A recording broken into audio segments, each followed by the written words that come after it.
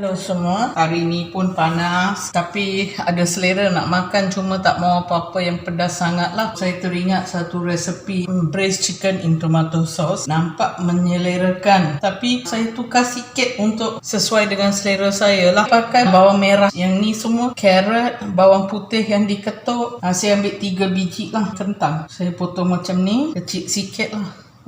Saya ambil 3 biji kentang yang kecil sikit. 1 tomato yang besar, nanti potong besar juga, macam dekat-dekat sama dengan kentang. Sini ada tomato sauce, saya ambil macam 4 sudu sup lah, saya katakan 4 lah. Carrot 1 tapi potong bulat-bulat besar-besar macam ni ya. Lepas tu bawang yang saya potong besar-besar juga. Family saya memang suka mushroom so saya pakai minyak, air memang kena ada lah. Dan di sini gula, garam, daun bawang, lainkan bahagian batang dia dengan daun dia. Dan di sini saya suka pakai ni lada hitam kasar, tumbuk kasar ya. Sebab walaupun tak nak apa-apa yang pedas, kalau langsung tak ada pun memang tak sedap kan. Lada hitam dengan tomato memang sedap, semua orang tahu kan. Dan di sini ada macam setengah ekor ayam potong kecil-kecil sikit. Lepas ni kita masak lah. Okay, I'm going to cook a dish. I've only got 1 big purple onion, so I'm using that. And another thing is I'm adding in some button mushrooms from the can, split halfway, oil, water, chunks of carrot, I've used 1 long one, and about 3 small potatoes cut into small chunks. And 1 big tomato, I've cut them into chunks. 1 big purple onion, like I said, and about 6 garlic just mashed. And I've taken about 5 or 6 button mushrooms cut into 2, about 5 soup spoons of tomato sauce. And the other things is a little bit of sugar and salt. Split the stem and the leafy part of 1 stalk of onion. And this is the black pepper, because I know my family, we don't have the mood to eat anything chili today. Totally no chili is also a no-no for us, so I've used black pepper, roughly mashed black pepper and tomato sauce, and this fresh tomato will go very well. And I've got about half a chicken here. The chicken with the skin would be nice. I don't have many pieces here with the skin on. Most of them is without the skin, but doesn't matter, I think we can still do it. And now we'll get cooking. Use the clay pot that is small and tall, and I do think that is important. But if you've got any pot around that size, you need to keep the water to minimum so that the starch from the potato and the oil from the chicken will make a good sauce. We don't want it like curry or like soup, somewhere in between, because this is braised. Cooked in a pot. I'm going to use my clay pot. That is the important thing looking at the way she cooks. You shouldn't have too much gravy, then it becomes very soupy. Okay, lagi satu ya, pakai clay pot yang aunty selalu pakai, satu yang hitam tu kan. Penting saya rasa lah, air tak boleh banyak, cukup untuk masak dan cukup untuk kuah. Sebab ini masak secara braise ya, macam kita goreng-goreng dulu lepas tu taruh air. So kalau terlalu berair macam sup, tak sedap ya. So saya kena pakai periuk yang macam tinggi sikit dan kecil sikit, so that semua ni boleh masuk, dan air pun ngam-ngam kita letak sampai permukaan dia, sebab air dari ayam pun akan keluar kan lepas tu. Okay, sekarang kita start masak. Heat up the oil, panaskan minyak ya, dan masukkan bawang putih yang dititik ataupun diketuk. Heat up oil and put in the mashed garlic. Saute it properly. Lepas tu kentang ya. After sauteing this, put in the potatoes followed by the carrot. Lepas masukkan bawang putih dan kita tumis seketika, masukkan kentang dan carrot ya, sekaligus.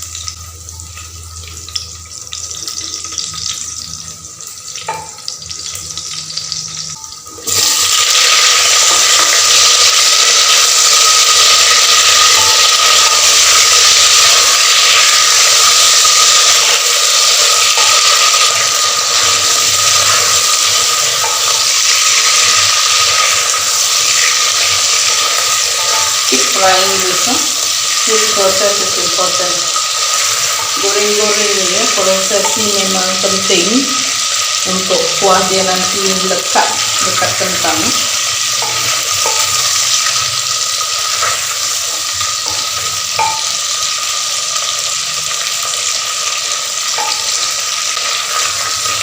After stir frying for about 2 minutes,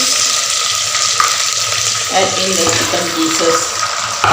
Lepas goreng-goreng 2 minit macam tu, kita masukkan ayam ni. Memang dah wangi pun walaupun setakat ni. Then at this stage, Chicken is smelling quite nice. Di sini nanti akan masukkan bagian batang daun bawang.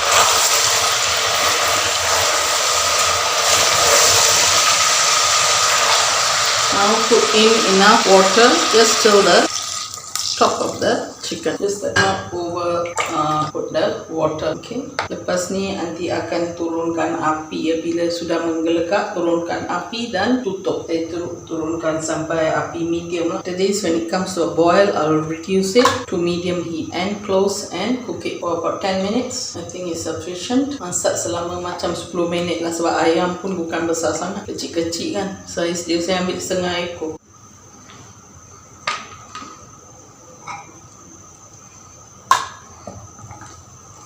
Tutup dan masak ya.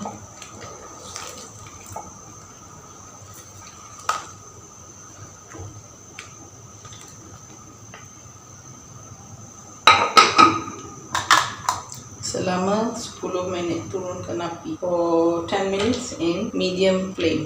Sekarang sudah 10 minit, nanti akan masukkan tomato ya dan bawang. Semua masuk sekali ya. Putting in most of the things now, including the tomato sauce, the onion and the carrots and the fresh tomatoes. Nanti dah masak 10 minit, sekarang masukkan tomato masak tadi, sos tomato dengan bawang ya. Okay, dan sekarang masukkan gula, saya masukkan sikit dulu, separuh, dan garam pun saya pakai separuh. Yang tinggal cuma lada hitam yang ditumbuk kasar itu kemudian ya, dengan saya takut ni kecut sangat nanti, so saya masukkan last lah. Tomato sauce kalau perlu nanti saya tambah lagi. I've put in the fresh tomatoes, the tomato sauce, the onions. Try to get the Bombay white onion. I've also put in half a soup spoon of salt. The sugar I've retained a little bit from the half. What is left is the little bit of sugar, the coarse black pepper and the onion leaves for sprinkling, as well as the button mushrooms. I don't want it to shrink so much, so I am not going to put it so early. I think I'll have to add more salt later. We'll see how it goes. Tasted it. It definitely needs a bit more tomato sauce. Maybe one more ladle like this. I'll give you the measurements in the description box. And now I will also put in all the button mushrooms that's been hung. I think at this stage I want the gravy to thicken, so I will leave it open.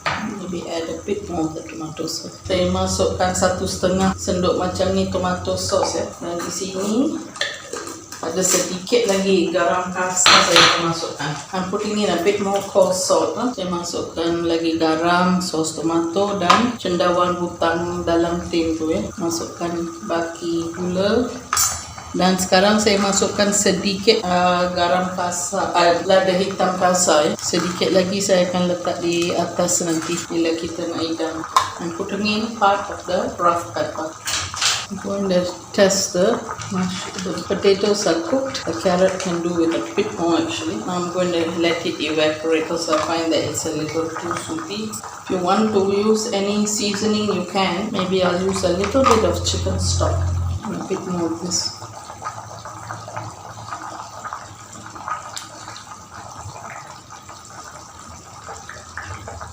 Add in a bit of chicken stock, maybe I would say almost a tablespoon. It's much better with a bit of chicken stock. And I think I'm going to use up all this, no point keeping just a bit. So pakai chicken stock macam satu sudu makan dan baki-baki sos tomato ni nanti gunakanlah, tak membazirkan kalau buang. Saya juga pakai lagi ya lada hitam kasar, pakai sikit-sikit. Tiap-tiap orang selera dia lain kan.